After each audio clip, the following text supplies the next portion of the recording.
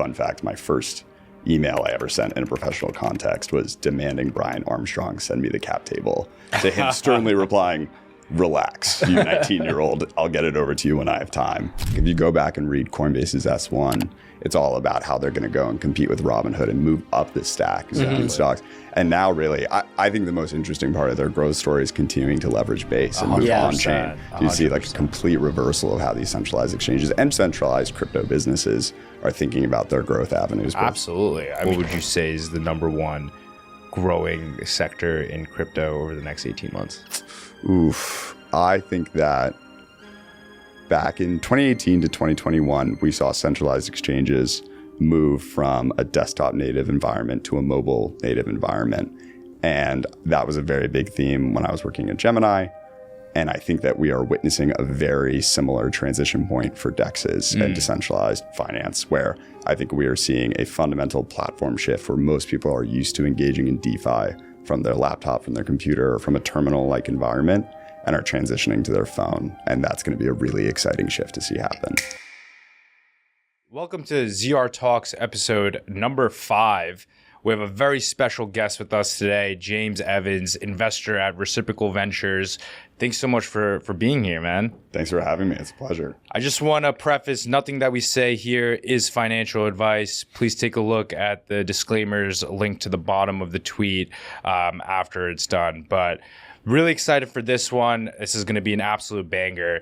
I want to start off first with your background. You have a really impressive career in crypto, but when was the first time you really came across Bitcoin, and what was the first crypto application that you used? Yeah, it's a funny story. I, in undergrad, studied how people's perception of value has changed over time and continues to change. And one of my professors pulled me aside, it must have been freshman year, and said, you are weirdly into this. Here's 2 recommendations. You should read Debt by David Graeber, which is incredible, and the Bitcoin white paper. Absolutely loved it. Got connected to Greg Kidd, who runs Hard Yakka. And so I spent the summer helping them with their venture fund. Actually, fun fact, my first email I ever sent in a professional context was demanding Brian Armstrong send me the cap table, to him sternly replying, relax, you 19-year-old, I'll get it over to you when I have time.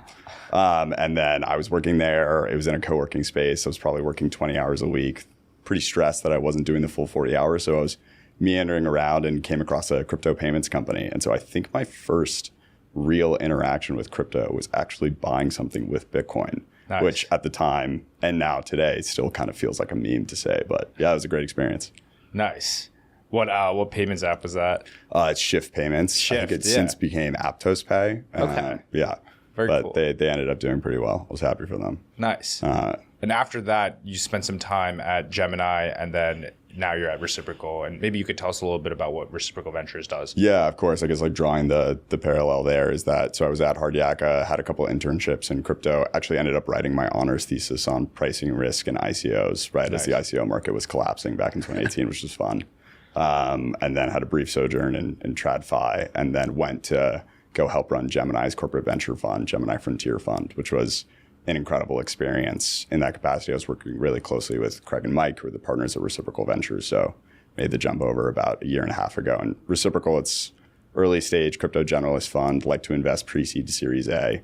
But nomenclature of rounds has changed so much in the last 10 years that it's really, look, if it's first or second round of institutional capital and you're looking for a lead investor and it feels crypto native, that's generally where we like to play. Nice. That makes a lot of sense. And we'll get to the current state of venture capital today. But maybe I want to start with arguably the biggest theme in the current state of the market, which is broader TradFi and institutional adoption or buying of digital assets. Obviously, we've had the buildup of digital asset treasuries, but curious how you guys are looking at those and if you think it has turned into a complete mania.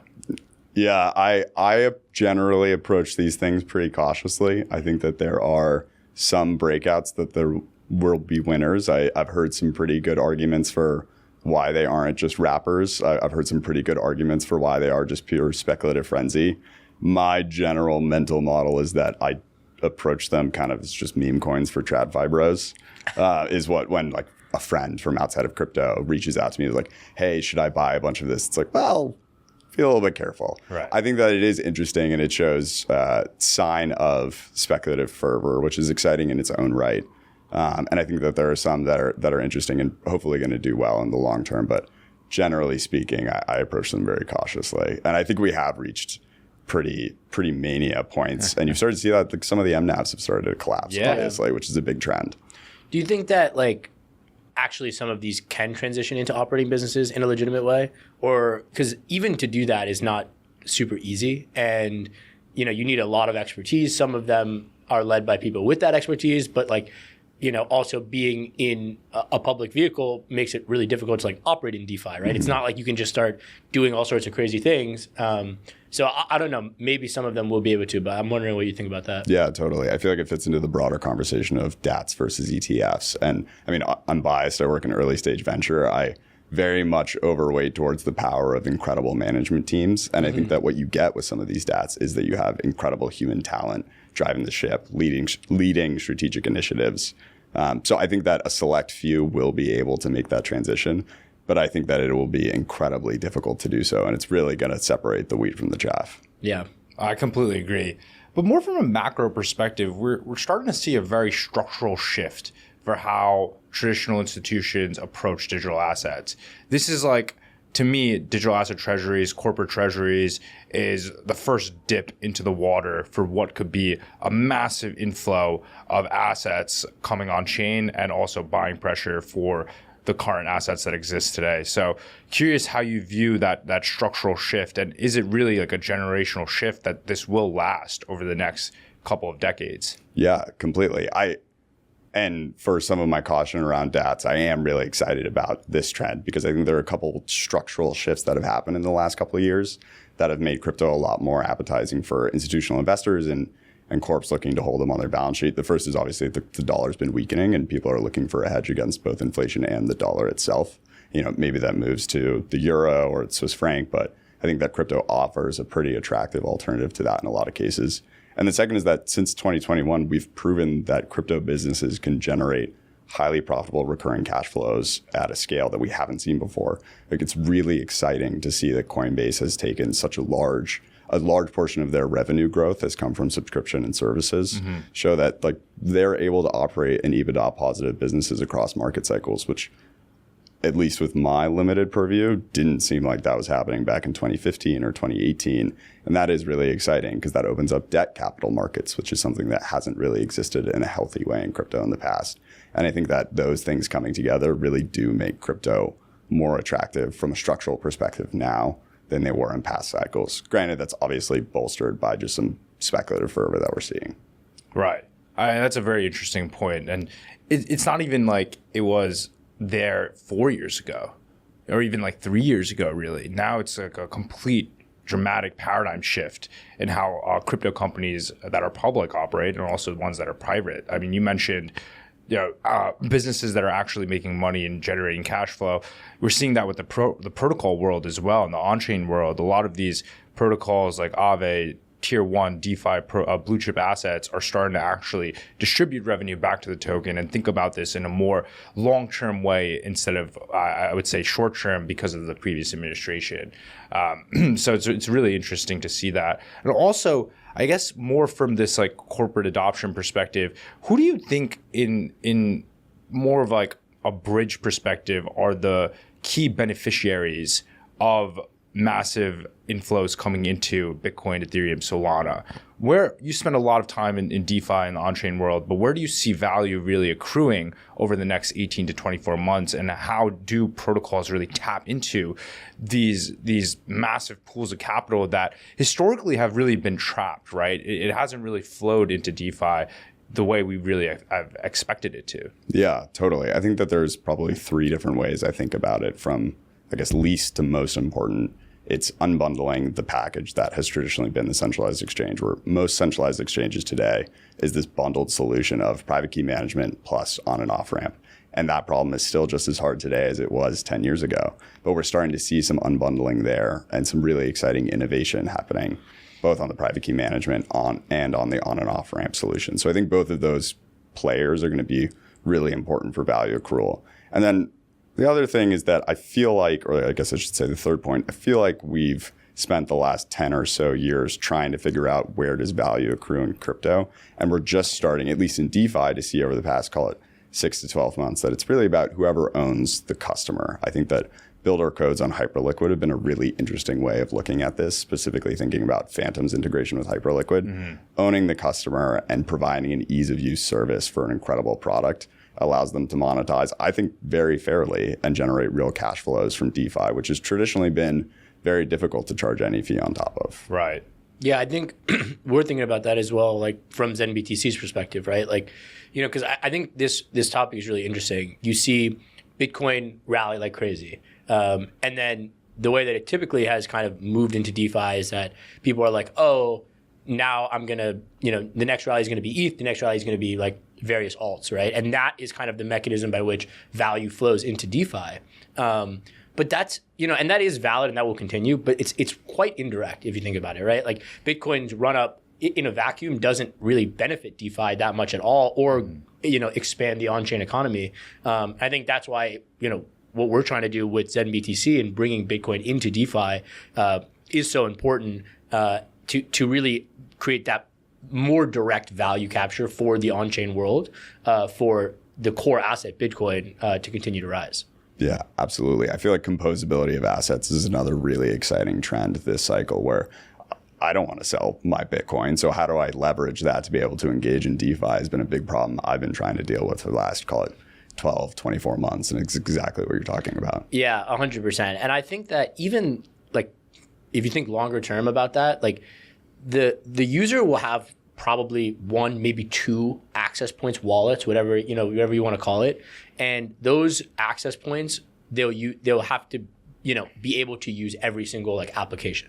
And I do think that the point that you bring up about like Hyperliquid and Phantom is like a really interesting early case study into the way that maybe this is going to look, right? You just simply put it into Phantom, like and abstract all of that from the user. Like we are, I think in crypto, we're so used to this absurd complexity of hundreds of wallets. I have a wallet on every chain, I bridge assets, and like we are slowly but surely moving away from that. But I think, yeah, this is key. Composability of assets, being able to use your asset across every chain. A lot of what Circle's done, all of these different pieces are all coming together to actually create the user experience that is viable for people who say, I don't care about crypto, I just want to use this product. Yeah, absolutely. It's complicated software and it always will be, but taking that complicated software and turning it into a seamless customer experience, like that's where the value accrual is in my mind. Agreed, 100%. Well, I actually think it's happening now, right? The UX generally is dramatically improved ever since I came into the space in 2019, 2020. It was a nightmare to operate on chain. And now it's very easy. Download my Phantom via my mobile, a passkey is introduced, and I can just plug in my email address and a private key is generated for me via my mobile, right? And it's all secured via biometrics. Massive improvement. Now I can onboard anybody that doesn't even know crypto to buy Rock token, let's say, via their Phantom. It's very easy. Go to your Coinbase, send Solana to your Phantom and swap. By the way, we're verified on Jupiter now, so that's much easier of a selling point for someone who's coming in. But slip that in. Now, you have DEX volumes in August approached all-time highs. All-time highs of DEX volumes was 509 billion in January. In August of 2025, it was 506 billion.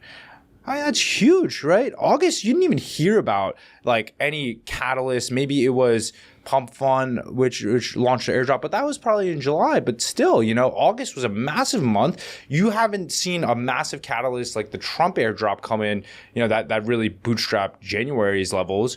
I think the UX is there, and I think people are really swapping and operating on chain to a degree that they haven't been before. And now it's real, it's there. And I think you're going to start to really see that break all-time highs and just surpass sex levels, right? Which is something that I wanted to speak to you about because you've spent a lot of time in the Hyperliquid ecosystem, and Hyperliquid obviously is a huge catalyst to DEX volumes and seeing a lot of revenue come in. I think, August monthly revenue was surpassed 100 million in total revenue, which is an insane number. So why do you think it's been so successful?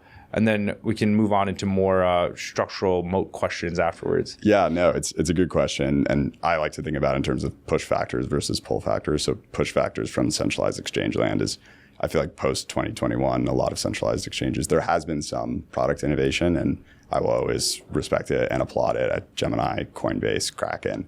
But most of the product innovation that I've seen has been coming out of decentralized exchanges. And then pull factors to the DEXs is that they really do feel like a centralized exchange. And I think you could have a very interesting conversation about how much of these are actually centralized exchanges under the hood.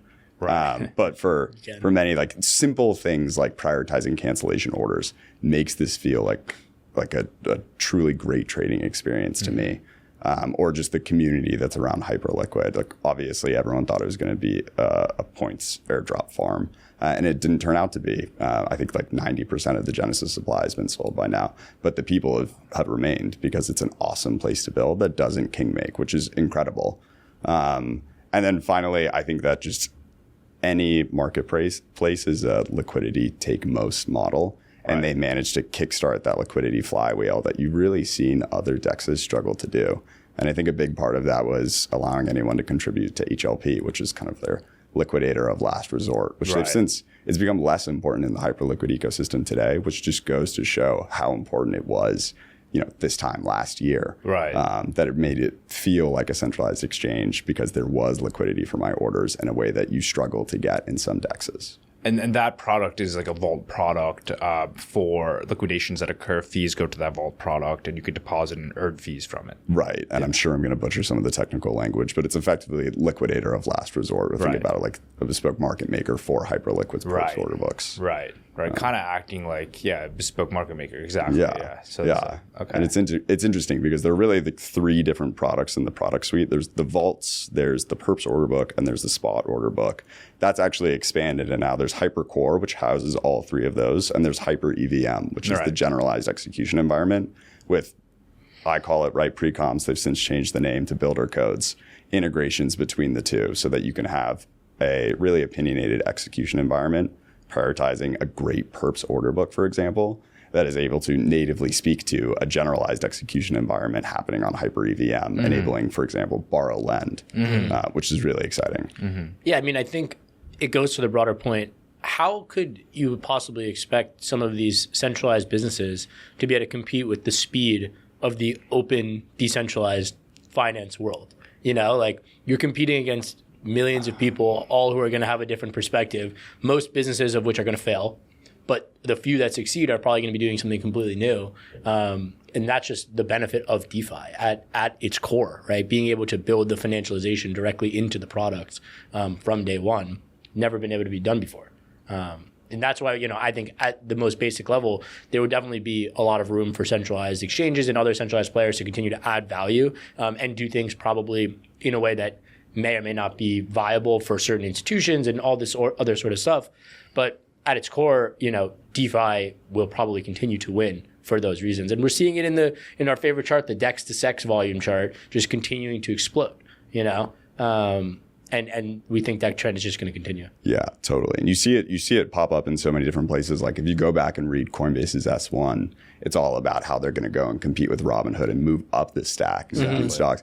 And now really, I think the most interesting part of their growth story is continuing to leverage Base and move on-chain. So you see like a complete reversal of how these centralized exchanges and centralized crypto businesses are thinking about their growth avenues. Absolutely. I mean, all of them between Coinbase, Bybit, Binance, OKX, they're all issuing assets or building products on chain, right? Byro has their DEX on Solana. OKX has XBTC.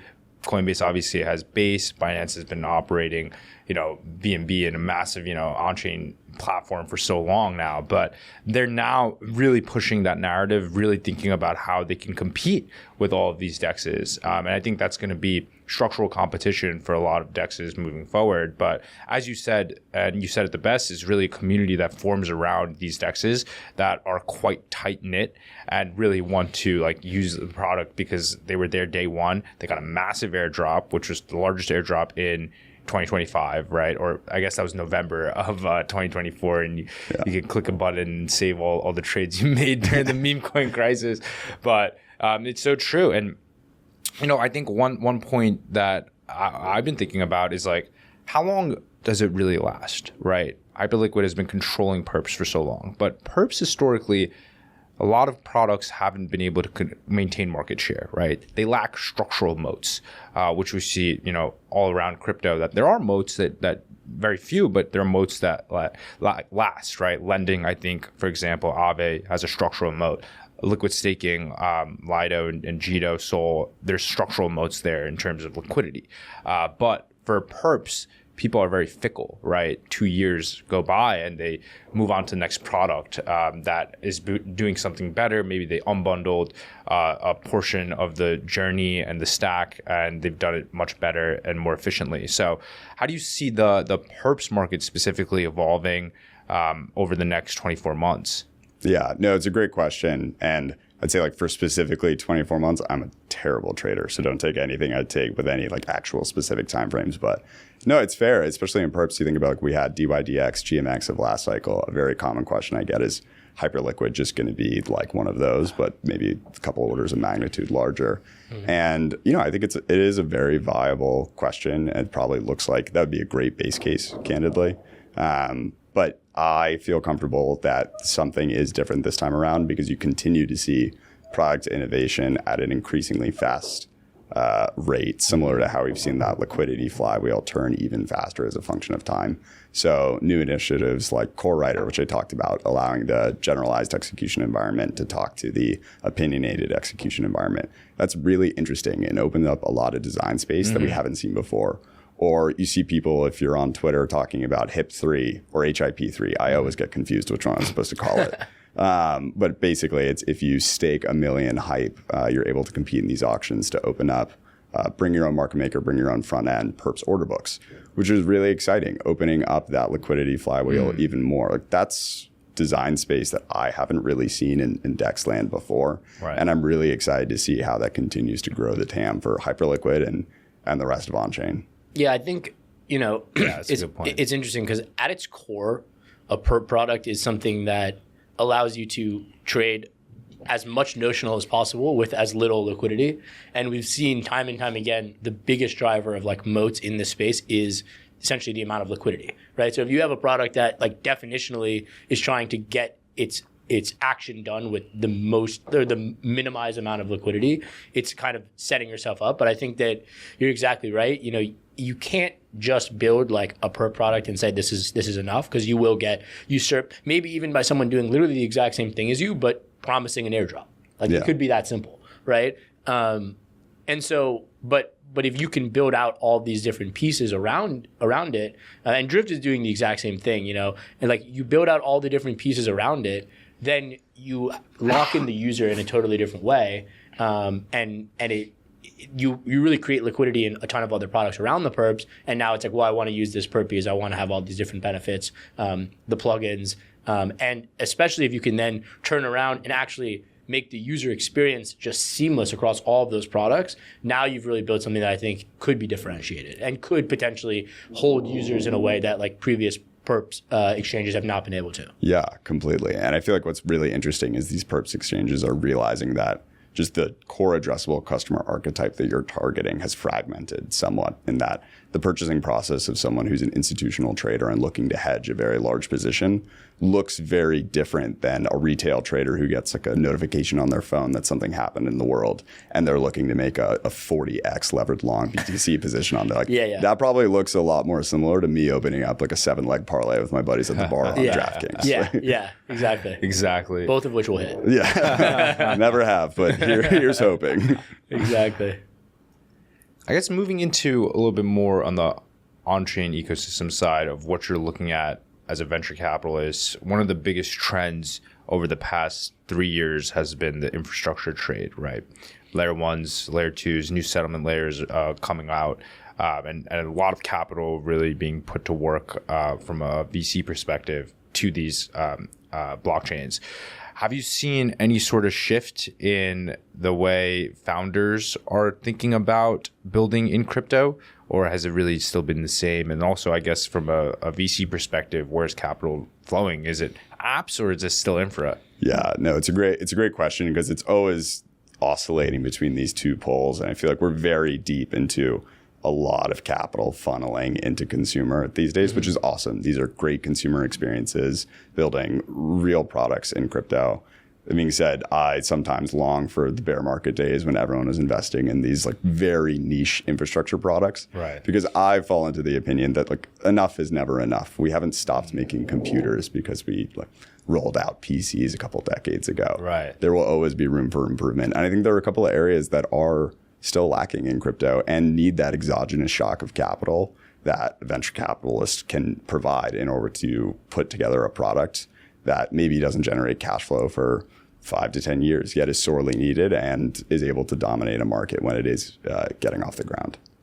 What would you throw out as like some of those areas? Yeah, I always feel like I have like a vein bulging in my head when I talk about this because I'm going to butcher the technical language, but I think that leaderless signature-free consensus is still really interesting. I think that most leader-based proof-of-stake networks create this mini monopoly on block space where the leader is able to put together the block. And I think you see some really interesting things happening in Solana to help address that. But at the core, I think it's about how do we get leaderless consensus scaled to a sufficiently decentralized network. That's really interesting. I also think that verifiable compute gets a lot of flack, but is really cool. Yeah. I agree with both those points. I mean, you know, no matter how, I guess at its core, no matter how small you make the block, if you still have one leader, like there's still room for MEV, right? Like, and that is just definitional in a sense. And I think that there will be a lot of businesses that come out and they solve piece by piece, solve it. Maybe even one person, you know, creates the kind of all-encompassing solution. Although you could argue, like, will someone else then realize, like, okay, now I can attack it this way? Like, but either way, like, but are those some of those maybe like hard to invest in, right? Like, when do some of those businesses end up like in effect being like a nonprofit? Right? Like, I don't know. Good. Yeah, exactly. I know. I generally get very wary when I see things branded as public good. One, because they very rarely are. Two, because we're profit maximizing agents, and that's okay. At the end of the day, we're in the business of investing in incredible founders who are creating and growing nascent markets. So the switch for me between this is something that's awesome and probably something that I would benefit as a consumer versus this is something that's amazing and would benefit a lot of consumers, myself included, and me as an investor is this growing a nascent market that they can then go on to be a monopoly within. Yeah, I think that's fair. You mentioned twice, you know, this focus on like the founder, right? Yeah. Which I think obviously makes sense given that you're investing at a very early stage. Like, I don't know, what would be some of the pieces that you're looking for and kind of some of the any not necessarily example of people, but like example of like characteristics that you throw out? Yeah, totally. I think that intellectual honesty and ability to walk through, I'm sure it's been talked about before, but if not, like the idea maze, just talk through each decision I'm going to need to make over some fixed time period, call it 6 to 12 to 24 months. What are going to be the critical decisions to go through that? And how am I going to weigh the pros and cons of each decision such that I can see at some level into the future about what success is going to look like and back out from there. Like Awesome Fit Era at 00 does just an absolute incredible job of this. Anytime I hear him speak, I take notes about, man, I wish I was a little bit more articulate in how I made decisions because he does a great job. And then also I would just say that it's been a long time since someone said, you know, don't trust, verify in crypto, but at the same time, it is still a very trust-based system. Very much so. And I would say that if I don't trust a person to work with them for the next 10 years, that's probably a blocker right there. For sure. Yeah, I mean, that point, trust, but verify, right? Yeah. That's very important and actually rooted to the core of like what zrTalk is trying to do. We see a lot of like broken custody models and different trust assumptions that users have to make when owning and having an asset in their wallet, like a wrapped asset, right? And we saw that with WBTC. We see that with CBBTC. And there are a lot of fragmented trust assumptions in the wrapped asset world. And that area, I think, is ripe for disruption in terms of the actual custody methodology behind it. It's something that we're trying to really promote and become a thought leader almost in terms of users' actions on chain and how they trust different assets that they hold. zenBTC is obviously secured via a MPC network that's distributed, but over time, you know, we plan to scale that out and be a little bit more transparent for how we're approaching issuing newer assets on chain. And, you know, that custody model, I think, is something that's a little bit more of an existential risk to a lot of assets on chain or even off chain. We still have pretty low security standards in crypto, I believe. Centralized exchanges have very low security standards. Qualified custodians also do in terms of like compliance and where they store their private keys. Who knows? It could be on a Google Sheet. We don't know, right? But promoting that aspect of verification, on-chain transparency, so that it could really be trusted by the asset holder is very rooted to our core. Yeah, absolutely. Yeah, I think even to like dive in even more to that point, like, you know, we say that so much is, it's kind of interesting because I think we say that so many things are just completely decentralized, and then you'd be like, yeah, this is a totally decentralized DEX, like, but we use WBTC as like the asset in there. So it's like, well, that kind of defeats the entire purpose. And I think there's a lot of instances of that where, you know, when you talk about the trust of a system or like the decentralization of a system, the weakest link is kind of like the only thing that matters, right? And we think that, you know, even if there are relatively decentralized, you know, wrapped asset implementations kind of scattered all throughout DeFi, the user journey, especially when you get to the point where the user is going back to that like idea of an access point, right? Like maybe one or two access points, and going to need to be able to use applications all over DeFi, all over different chains in one like seamless experience.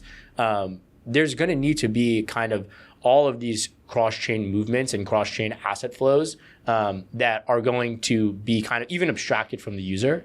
And there needs to be a completely decentralized option to allow even those applications, maybe even the wallet builders, to be able to kind of build these products directly into their front ends with complete kind of not needing to trust any individual person and being able to provide this service to the user. So we think that like going back to like this idea of like infra versus product, at an infra level, you know, we're building something that is completely novel actually. You know, a completely standardized custody model that can be leveraged by anyone all throughout DeFi, and all following the same trust assumption. If you're someone who's building a wallet and needs to use assets all across DeFi, well, now you have kind of one solution that is completely decentralized, that you could then, you know, leverage tons of different assets through, and kind of get all the different pieces that you need. So we think that is kind of really the important piece of what we're doing on the infrastructure side. Yeah, absolutely. I feel like transparent systems are flexible and inflexible systems break. I mean, just look at all the protocols that hard pegged USDC equals $1. We're caught pretty flat-footed over SVB crisis weekend. Right, completely. It brings up my next question, actually. When you look back at a lot of the capital that was put into you know, the on-chain economy over the past 3 years, a huge sector was cross-chain applications, cross-chain bridges. So curious if you think it's still quite important, or you think that a lot of value is going to be siloed in a given blockchain? Yeah, no, it's a good question. I think that there will be a cohort of majors that continues to dominate on-chain capital flows. And I think that's fine. I think that generally there are different pieces of software used for different things, and that's okay. I don't believe in a one-chain future. But simultaneously, I think that fragmentation of liquidity for fragmentation's sake doesn't benefit many people other than the market makers. Like Pacific Stock Exchange used to exist. I'm from San Francisco. Used to exist in SF, closed in 2006, I think. And we're not crying over it because we have NYSE and NASDAQ. Two is probably enough for us. Yeah. It makes a lot of sense, I think. But you are starting to see like really a duopoly emerge in terms of settlement layers. We'll see where Hyper EVM comes to over the next couple of months. But it really has been like Solana and Base controlling majority of the mindshare, controlling majority of the transactions, and also the applications. You know, I think Ethereum layer 1 is more of like a generalized like higher security settlement layer, really more where RWA assets are really going to live, tokenized assets are going to live, and maybe larger DeFi transactions are going to happen. But over time, you're probably going to start to see more apps, consumer or DeFi applications move towards where there's users, liquidity, and transactions happening, and that's really based in Solana right now. We'll see how that evolves, but you don't really necessarily need a lot of cross-chain applications if Base and Solana are the ones that are winning right now, right? If you're a developer building in the space, just choose one and really put your eggs in that basket, because that's where you're going to see majority of the value. And also, if you're a DeFi app, you want to be where the liquidity is. Otherwise, trying to create your own liquidity is a nightmare for you. Right. I completely agree. I feel like my most worrying trend in crypto is that we have fewer devs entering today than we have in the past, but simultaneously, Solana based, they've done incredible things of improving the dev experience for new devs coming onto crypto. And granted, Ethereum has done a great job as well. It's like it is a lot easier to spin up some Solidity code today than it was 5 years ago. Right. Which is critical because we need more fresh, amazing talent coming into the space. No, it's a really important point. I think I've looked at that chart many times. I just see it decline like quarter over quarter. I'm like, oh, what's going on here? But that being said, you still, developer library downloads across all blockchains hit an all-time high last quarter, right? Verified smart contracts launched almost approaching all-time highs. So the activity is still there. It's just the same developers building in the same design spaces over the last year, right? So it is interesting to see how that unfolds. What do you think is a potential catalyst to seeing developers from the Web 2 world coming into Web 3? Yeah, I think that crypto is at this really incredible inflection point right now, where it's always been a peaches and lemons market, where traditionally I think that I've been in crypto for a long time. I've always loved crypto. To me, it's about digital consensus through economic alignment. But it has historically attracted a larger than proportional mix shift of unfavorable actors. And I think that the work that incredible DeFi and centralized exchange protocol, everyone in crypto has done over the past 3 years has shown that there is a viable path to being a legitimate actor in crypto, such that I think that could be a really exciting catalyst for getting, reclaiming crypto's place as first port of call for incredible tech talent coming out of, pick 5 Silicon Valley firm. Right. Yeah, I think there's a lot of fair critiques about that. You have a disproportionate amount of bad actors, for lack of a better term, coming into the space. But I think that's also just because it is the open internet in the most raw form. And it's funny. It reminds me of something that a friend was saying. He's like, I would love crypto, but why do you guys keep doing this? I'm like, well, we're not doing that. It's just an open system, right? Which allows for massive innovation at, I think, a speed probably unlike anything we've ever seen before, similar to the beginning of the internet era, right? But also it's open. People can do whatever the heck they want, and if consumers are willing to engage in these products, they're going to engage. And I think that's just the reality of the state of affairs. But one thing that I think is really interesting that I've been looking for, I think I'm sure you are as well. On the consumer side, right? There still hasn't really been an application where you'll have a friend come to you and be like, oh, I downloaded a Phantom because I really wanted to do this thing. It's always I downloaded a Phantom because I wanted to own Sol, right? I mean, that's or a meme coin. Or a meme coin, yeah. You wanted to own a crypto asset, which is fine, and that's where we are right now. But I think that if you think about what is actually the biggest inflection point going to be, is when we have that Instagram moment, right, where people are actually using crypto for a specific application. They maybe don't even really care what's going on in the background. They're not thinking about it as an investment. They just want to use the thing. And we still haven't seen that. But I do think that we are probably very close to seeing that. And I think that, should reprice the entire space dramatically. Not only the majors, but also a lot of utility tokens, like a token like Rock, right? People looking at projects like us and a lot of other similar projects who are building actual use cases in the ecosystem. It's oh, okay, I see. If there's this massive consumer layer that people are going to interact with, then all of this other DeFi underneath is going to be necessary, and you could, then start to build your model in terms of how you'd see the growth trajectory of that. Yeah, absolutely. I think that's one of the reasons why stablecoins have been so exciting over the past 6 to 12 months. Yeah. I mean, we've been spending the past 3 or 4 years going really deep in that space, and it's just been incredible to see the rate of innovation and acceptance of those products throughout, obviously, crypto economy, but it just feels like the real world economy, where 3 to 4 years ago you talked about would a vendor accept USDC? Absolutely not. Of course. Today, totally different story. Yeah. And I think we're starting to see a lot of design space open up as a function of that. And I think a lot of really interesting smart builders are coming into crypto specifically because they want to build with stablecoins. They couldn't care less about the underlying protocols. But it's like, this is just a better mousetrap. And on that point, like the idea of, okay, now we're paying with stables on a more efficient rails. Like, can we pass more of that value back to the consumer? That hasn't even really started yet. Right. That could be the next like massive vector for stablecoins. Yeah, 100% agree. The ability to just get a yield and pass that off to the user is huge. I guess the two biggest trends here really over the past 9 months has really been stablecoins, and now I would say the second half of 2025, it's prediction markets. I mean, now you're seeing new design spaces open up for prediction markets that you haven't seen over the past 9 months. It's really only been like Polymarket and Kalshi, but now I saw like a newer application where you can like borrow against your positions on Polymarket or something like unique like that. So have you been spending a lot of time there, and where do you see that evolving? Yeah, I'm a big econ nerd, so I've been spending, call it 2 or 3 years really going deep into prediction markets. I just think they're fascinating because they're really like, if you believe in efficient market hypothesis, which I don't fully, I believe in a modified version of it, then they're about as close as we can get to being a better source of news. And it is funny where, like, I was talking to my dad on the phone the other night, and he was like, whoa, there's this stat on CNN, and he like showed me the screen. He's like, Dad, that's a Polymarket stat. Like, this is hilarious. That's a good example of people using crypto and not understanding that it's crypto on the back end. Huge convergence you're seeing. And I really think the trend of like traditional media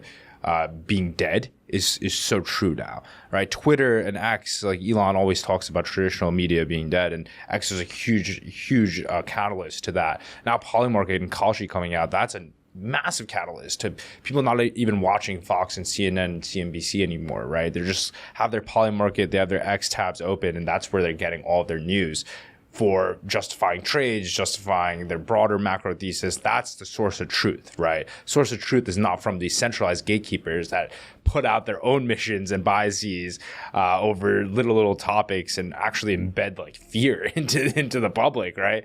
But now it's like, this is more of an open, decentralized way to aggregate information and display it to the public because it's community-led. Right. I love that community notes tab on X. Like, its ability to really promote, like, you have a say in what is real and what is not real. And that's really what crypto is all about, right? Like, you have a say into what assets are you want to own, and you have a say into what protocols you want to use, right? And it's all not based off of centralized gatekeepers that would just control the entire journey and really like pigeonhole yourself into some sort of journey, but you could take the own options for yourself, right? So that's what prediction markets I think is so important. Yeah, totally. I feel like more eyeballs make all problems flat. So transparent, to your earlier point about talent, transparent open systems allows us to have as many people engaged as possible, which allows us to reduce biases that you see in traditional surveys. So like, why would I take a survey with an N of 100 people when I've got Polymarket with thousands of people engaging in the order book on a bad day? And my new favorite form of social media is Polymarket's comment section. It is incredible. I don't know if you've ever spent time there. It's both hilarious and illuminating to see what people explain their theses. Like, hey, I think the market's wrong and this is why. And it's like, wow, this is what actually people are actually thinking about this problem. Absolutely. Yeah, it's super interesting. I mean, I think that, one thing to this point is like crypto as a truth machine, right? As a mechanism to reach truth via economically based consensus is like, this idea has been talked about for so long. No one's executed on it. Maybe it's because we haven't been there from a UX perspective. Maybe it's because, we just haven't been there in terms of like blockchains being fast enough and have enough throughput to make it work. Like, for whatever reason, it just hasn't kind of clicked yet. But I think that when you look 5 to 10 years out, like, there's so much you'll see online and you're like, is this even true? And then you're looking it up, you're trying to figure it out. And like imagine if it's just like, you can look at some sort of a consensus score. Like, okay, this chain is verified that this is accurate because this network of 10,000 fact checkers all agree and they all have, economics to lose if they were to lie, right? And that's kind of like a massive oracle in a sense for everything I don't know.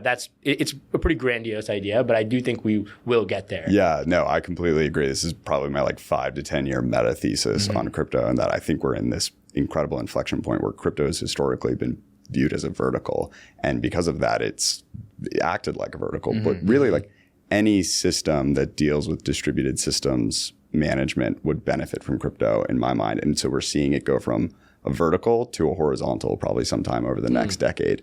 And you see that pop up in so many places. Like prediction markets are a really interesting example. Like some of the DEXs we were talking about earlier, really interesting example, where just as the sampling bias of the people that are engaging with crypto starts to go away and your general population of people that use crypto products just looks like your general population, that opens up so many new products, design spaces, interesting ideas that we haven't seen before. And that's what I'm really excited about, like the diffusion of blockchain technology. Yeah, I think when people don't know anything about crypto, they're like, they'll ask me like, what can crypto be used for?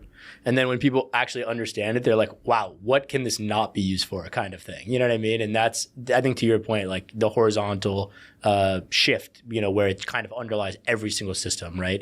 Completely across industries is going to be massive. Well, that's been like really the thesis for 10 plus years now. It's blockchain is really the backbone of a new financial system, a new digital age of how value moves generally, right? Never been a front end kind of solution. It's always been back end. And I think we touched on a lot of that on the DEX side, and really why Hyperliquid has been so successful. This back end is so efficient, so fast that users just don't care about it. And they're just like, I want to come to Hyperliquid for the sake of doing this one task, and it's very easy. And that's going to be really the new meta of newer apps and consumer apps. Polymarket's the same thing. It's permeating all traditional media and traditional people. They know about it, and it's really just the back end of AMMs and that support prediction markets in Polymarket's perspective. So I think that's really interesting and going to be a central theme and focus for newer applications that are coming on chain and building in crypto. And I wanted to ask you on this point, but have you spent a lot of time or any time at all on the convergence of blockchain and AI? Because that is also a point of blockchain being a central, verifiable trust machine, and AI agents coming on chain. How do they converge? Yeah, no, it's a really good question. I think this definitely dips into know what you don't know, or I feel like I have spent a lot of time, but very quickly I walk into a room like, wow, I'm surrounded by people that are significantly smarter than me, which is a very common experience for me, but more so than often. I'd say that the ability to coordinate contribution towards a common good is a really exciting specific example of the overlap of crypto and AI, like using Shapely values to say 10 people are contributing to some common model where each is contributing a disproportionate share. How do you then reward that contribution where you don't want it to be equally split because some people are pulling more weight than others? The instant finality and ability to calculate that is a really interesting overlap of crypto and AI. And I also do buy into the world that, I've been tracking my sleep every night for the past, call it 15 years, which is hilarious because I just basically breathe into this microphone, which is terrifying. I don't like the idea of putting all my data in some black box that I don't know where that's going. And I feel very similarly when I use Claude or ChatGPT for something where I have absolutely no idea what's going on with this data. And I have to trust that even the guardrails that they're putting up for me, they're actually instituting. So I think there is something to be said for decentralized and open source AI from that perspective too. It definitely clicks with me. I completely 100%. agree. And even, it's been a theme forever and it hasn't really taken off, but even data storage, right? Totally. I agree. Would I rather trust company A, who I'm sure is operating in good faith, but could easily, they're humans at the end of the day protecting it, and potentially a bad actor could come in, or would I rather trust a distributed blockchain that I know, has this many eyes on it. Every small change is, observed by thousands of engineers before it gets in and then goes into testnet for a while. And it's just the barrier to kind of bad outcomes is a lot harder just by the code, right? At its core. And that's kind of the theme across almost everything that we're doing. Right, completely. I feel like that trade-off between anti-fragile systems and economies of scale has been a constant the last 10 years. Where are we in that cycle? Which one do we prioritize more? Right. Yeah. I wanted to ask a little bit about tokenomics, right? And how you think about kind of the way that these companies that you're speaking to, especially the super early ones, I'm sure you're speaking to a lot of teams that are, maybe just saying, hey, here's what we're thinking, but we don't even know yet, right? Or maybe they don't even have a plan yet in terms of like their token breakdown or their token model. Like, how do you as an investor like to see these things, and kind of how does it tend to go in like these early rounds? Yeah, totally. I think that at the earliest rounds, it's very rarely like walk me through every single dynamic that you expect to unfold with the token schedule. That it's a little bit too early for that. But some general high level things that I'll always look for is like where incentive is aligned, specifically making sure that there isn't two cohorts of investors, like an equity cohort and a token cohort. Incentives need to be aligned between the team and everyone else around the table. And then the other thing that I'll generally look for is like, how honest are you with yourself about what you don't know? Are you planning on slapping this together over a weekend as a side project? Like, we're just not at that stage in crypto anymore. This takes dedicated resources working for 6+ months full time to make sure that this is a good event. Treat this like you are IPOing, truly. Yeah. And then finally, I just say that if you can rip crypto out of the project and it is still a great business, that's probably awesome for you. But I would push you to consider why you need crypto at all, because you are going to be opening up a massive can of worms by launching a token into the ether. So make sure that you really need it to make this a fundamentally better product. Otherwise, the juice is probably not worth the squeeze. Yeah, that's an excellent point. I mean, starting with the latter, I think there's been so many projects that have slapped a token onto something for zero reason. Maybe all the guys running the business maybe just own the equity, and it just doesn't make any sense. And they're just doing it kind of because they're like, well, we can get liquidity and we can get some money right now. And maybe even people with slightly less nefarious thoughts are just like, they haven't thought it through, right? They're just like, oh, well, like it'd be cool if we had a token. Like, well, do you need that? I think that's a super interesting point that everyone should think about. Even if you are building something that is on chain, like, do you necessarily need this? Right. Maybe you don't. There's a lot of on-chain actors, businesses who operate on chain who don't have a token. They're just like, we don't need this. We can do what we want to do without it. I think, when that is the case, like, it's good to do that. And maybe there's a room for them to have a token in the future. It just depends. Right, exactly. The token historically has been used as a way for capital formation, right? Historically, that's just been the way it's been used in terms of airdrops, and then also in terms of team alignment as well, right? As an incentive mechanism to really bring up and distribute tokens as a way to get top talented, right? And also for investors. But I'm curious your thoughts on how capital formation via tokens evolve over the next couple of years. And do you think that historically the way airdrops have worked, you think that's going to change? Yeah, no, I think it's a really good question. I have taken kind of like the multi-year thesis that we're just oscillating between these two poles of decentralized capital formation, ICOs, airdrops, and centralized capital formation mechanisms, call it venture. And there are pros and cons to each system, where I feel like back in 2018, 2017, we were very much towards ICOs, airdrops. We've then transitioned back to centralized capital formation and venture investors. And we're obviously very deep into transitioning back into decentralized capital formation mechanisms today. Like, Points has been a pretty interesting thing to unfold over the past 2 to 3 years. I think it's great. It allows you to experiment with your tokenomics before you're locked into a token schedule. So I think we're definitely going to continue to see ICOs, airdrops, decentralized capital formation mechanisms continue to gain popularity for the time being. That being said, I think we'll at some point realize collectively that this isn't just a fundamentally better mousetrap. There are material downsides. And then at some point in the future, we'll probably start to revert back to the other pole, which is centralized capital formation mechanisms. I just think of it like everything. It's just this oscillating curve as a function of time. So when you see, like, take a multi-year view, you're looking 10 years in the future or whatever, right?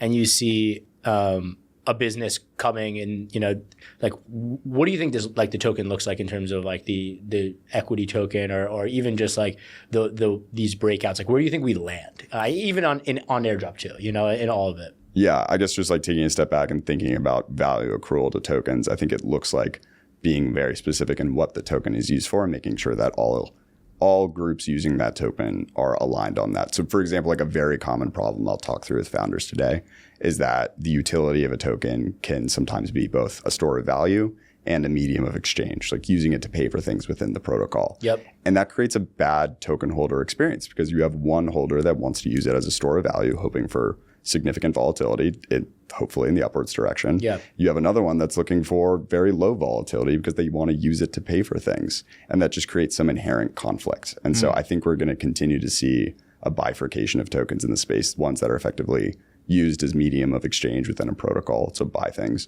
and ones that act as like proxies for I guess it's a hard word to say out loud, but equity, or just like really like anything that allows them access to the underlying success of the protocol. Right. One thing we've experimented with countless things in this domain. This is one of my favorite topics. I think it's so interesting, and it's really exciting for us at zrTalk to be actually able to, be creating at the forefront of this, right? Like we all know that in 20, 25 years, there'll be like a common accepted practice. And I think we'll kind of be part of the story of how we get there, which is exciting. But like there's a lot of things that you can do. Like even if you are charging fees in your token, for example, like you can have an Oracle-based price that's like, okay, it's going to cost you this many dollars to do a certain action, which can kind of prevent some of the risk to the medium of exchange aspect of holding a token.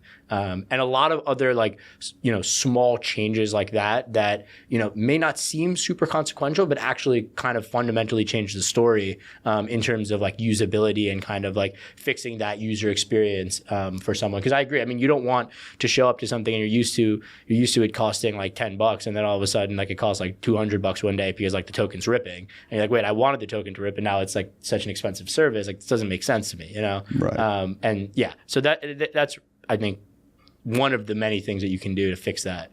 Yeah, and exactly, I completely agree. And one of the things propping that up is just as we were talking about earlier, the increased push towards token transparency has been amazing. I'm not involved in this at all, but Blockworks' token transparency framework, like incredible. I love that exists. Yeah, like, it's a joke that we don't have something like that before. And it just felt like when this came out, I was like, I couldn't believe that this didn't exist in crypto before. Like, this feels so table stakes to have as a functioning economy. 100%. You're so right. Also, to that point, I mean, they're very unique things that you could do even on the vesting side of things, right? And I think that's been a really big detriment to a lot of founders when they're approaching that 1 year, cliff, and that date comes around and there's a lot of selling pressure coming into the token, and you may not have executed on a lot of like business things in terms of where the token sits or revenue that's coming into the business, TVL, et cetera. But I do think there's different things that will be done over the course of the next 18 months, like milestone-based vesting in terms of putting in like, a certain TVL number, a certain FDV, and then now vesting actually starts, right? It shouldn't just be based on the standardized cliff and vesting schedule that we've been doing for the last 4 years, right? Completely different administration back then. Now you can actually be very flexible with how you structure these deals, whether it be with investors, internally with your team, externally with MMs, right? So I think that whole space is becoming very malleable, and there's going to be some interesting newer structures that are done over the next couple of years. Yeah, no, I completely agree. It's all about transparency and aligning incentives. And like this isn't the newest concept. Like back in the 90s, venture used to be milestone based, where like, you would give, hey, I'm going to give you one tranche of the initial slug for this, and then when you hit these milestones, I'm going to give you more. And like we figured this out on the way in, and that's gone away as a function of time, but we should be able to figure it out on the way out. We're like, yeah, if the project's doing poorly and they haven't executed on any of the things that they told the public that they were going to do, probably makes sense that some insider shouldn't be able to just come in and just nuke the books. Be like, all right, I'm done with this. Like, have fun. Especially in crypto. Public actually owning the token, right? So makes a lot of sense. I also think one point that is interesting in this regard is value accrual. And when a business protocol gets cash into the business, it doesn't necessarily have to distribute all of the cash back to the token. I think there's been a push for that, right, to make it all aligned. But you need to have some money to spend on your team and your developer resources, and need to be cognizant of the fact that you may need to hire some more people in the future, right? Hire some more business development people, developers, etc. They're expensive, man. Like, we're dealing with that now. Like, they're not cheap, right? So not all tokens are created equal, right? In some cases, tokens may distribute 100% of the revenue because they've been around for so long. But if you're just a project that's getting started over the past 6 months, a year, think about it cognizantly and try to project your future cash flow, runway, your forecasting in terms of the amount of people that you're going to hire, and then make a astute point on how you actually distribute revenue, right? So it could be 50%, could be 10%, but being transparent with the public is probably the most important thing. Yeah, I feel the exact same way. To me, it's all about transparency, where I mean, I'm somewhat biased in this. Like, I do not like this shift in crypto where everyone's saying like 100% of revenue needs to go back towards token buybacks. Like, in some instances, that's great. Right. In other instances, it makes me scratch my head and think like, you have material costs. Exactly. I don't know what those costs are because there's no transparency, but you are now cash flow negative as a function of this. Like, where's your return going to come from? Or you're telling me like the most high ROI use of this capital is buying back your own token. There's no product improvements you could make. There's no team improvements you could make. Yeah, I mean, we've noticed obviously, like, we think about this at the most basic level. There's no way that us just taking, raising some sort of a round and then just taking all that money and buying back the token will make the protocol better than if we take that money and pay and crack team of engineers to continue to improve it and build new products and services. So many things at a cognitive level, it's the most obvious thing ever. Like, no one would even like dispute that. But I do think kind of sometimes people dispute it because they're not really thinking about it from that perspective, right? About the fact that, hey, there's actually a team here that's building a big business. And I just think that's super important to keep in mind for us and for all teams building in the space. Yeah, totally. I feel like this is a conversation to have pretty frequently with founders. It's like, hey, I've got some cash. Do you want me to pay this out as dividends? It's like, no, what? Reinvest it back into the business, please. Like, you've got a fire going now. Like, shove as much fuel as you possibly can onto it. 100%. There's still so many things that need to be built out. A lot of sectors that haven't even been introduced to crypto that are probably going to come up in the next two to 4 or 5 years, right? So very interesting discussion nonetheless. 2 final questions for you. In 2025, what was a trend or a sector that you saw to have a lot of value but nobody really talked about? Oh, that's so interesting. I know I've talked about it a little bit already, and there are some projects building in the space. But I think that leaderless consensus is one of those areas that is so interesting. Mm-hmm. Another one that, just like we've talked about it a lot, anything related to token transparency is good. Yeah. And I think that there are, right now, it fits somewhat into this paradigm of public works, which we've talked about. But I think that there are some venture scale businesses related to that as well. And it just shows that it is a better mousetrap to be transparent with people that are holding your token. Interesting point. Finally, I feel like verifiable compute gets plenty of coverage, as it should, but I still think it's underappreciated. I think it's incredible. In terms of a TAM, I agree with you. Yeah, exactly. Yeah. Last question for you, James, is if we were going to have another podcast in December of 2026, what would you say is the number one growing sector in crypto over the next 18 months? Oof. I think that back in 2018 to 2021, we saw centralized exchanges move from a desktop native environment to a mobile native environment. And that was a very big theme when I was working at Gemini. And I think that we are witnessing a very similar transition point for DEXs and decentralized finance, where I think we are seeing a fundamental platform shift where most people are used to engaging in DeFi from their laptop, from their computer, or from a terminal-like environment, and are transitioning to their phone. And that's going to be a really exciting shift to see happen. That's an awesome one. I completely agree with that. People don't really say that often. But thank you so much for coming on zrTalks episode 5. Would love to have you again. Really enjoyed our conversation. Yeah, thanks so much. It was wonderful.